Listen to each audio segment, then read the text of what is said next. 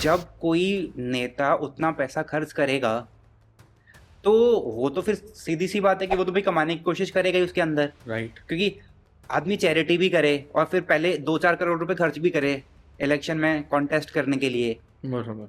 तो इसका मतलब सीधी सी बात तो ये है ना कि कुछ ना कुछ तो एडवांटेज उनको दिख रहा होगा, क्योंकि मतलब देखो किसी को सिर्फ सेवा ही करनी है तो एनजीओ चला के कर सकता है। राइट। जैसे आप काम कर रहे हो या बहुत सारे लोग काम कर रहे हैं, लेकिन पॉलिटिक्स में कोई आदमी उतना पैसा खर्च करके जा रहा है तो वो तो देखो, अब morally this is a wrong thing कि नहीं करना चाहिए।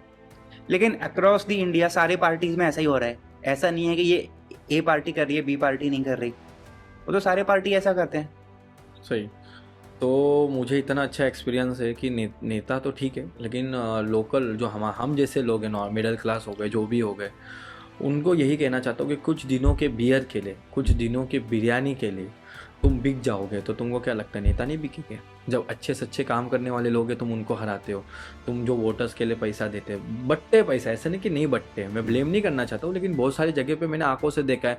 मेरे यहाँ पे तो पकड़े गए। तो ऐसे बहुत सारी चीज़ें, अब ये सच है और झूठ है, और मीडिया को और गवर्नमेंट को पता है, मैं उसमें नहीं बोल सकता हूँ। लेकिन जब हम कुछ घंटों के लिए, कुछ दिनों के लिए हम बिक रहे, तो फिर 5 साल 10 साल तो फिर वो हमारे पे राज करेंगे ना। तो बिको मत। अच्छा, जो काम कर रहे हैं तुम्हारी इधर, सालों सालों काम कर रहे हैं, तो उनको वोट दे के उनको जिताओ ना, कि जो तुम्हारे यहाँ पर काम करे। एंड जितने भी नेता हैं यहाँ पे जो काम कर रहे हैं, अभी दिल्ली का इलेक्शन की आप बात की हो, दिल्ली में हर कोई मुद्दा उठाते हैं 5 साल पहले, मतलब जब एमएलए का वोटिंग हो, एमपी का वोटिंग हो, उसके बाद दिल्ली में कोई दिखता नहीं है। जैसा भी बहुत सारे आपके इधर नेता थे जिनने मोहल्ला क्लिनिक चालू किया, अभी वो बंद है। मैंने कुछ चांदनी चौक में जाके मैंने पर्सनली देखा हुआ है, लेकिन इसके ऊपर आवाज़ उठाने वाला कोई नहीं है।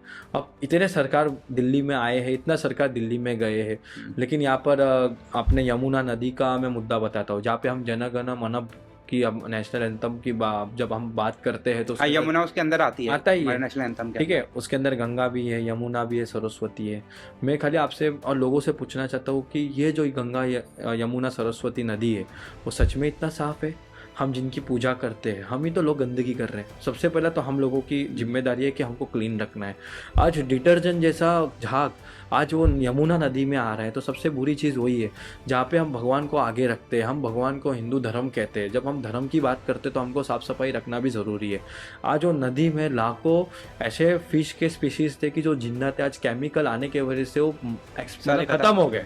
तो इसकी रिस्पॉन्सिबिलिटी सबसे पहले लोकल लोग हैं, फिर उसका नेता तो है ही है, क्योंकि हर नेता आ रहा है जा रहा है, लेकिन दिल्ली का सुधार कोई नहीं कर रहा है।